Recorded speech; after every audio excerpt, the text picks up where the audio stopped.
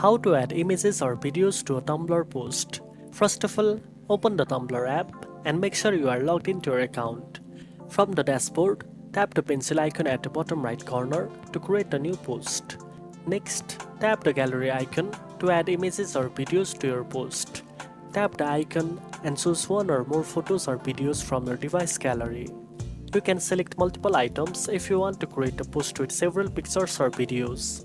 Tap Next to proceed. Once you have added your images or videos, you can add captions, tags, or other text to describe your post. After you are happy with your post, tap the post button at the top right corner to publish it on your Tumblr blog.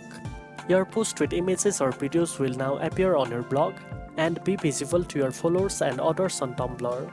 Now you know how to add images or videos to a Tumblr post. If you found this video helpful, don't forget to like, share and subscribe for more tech tips.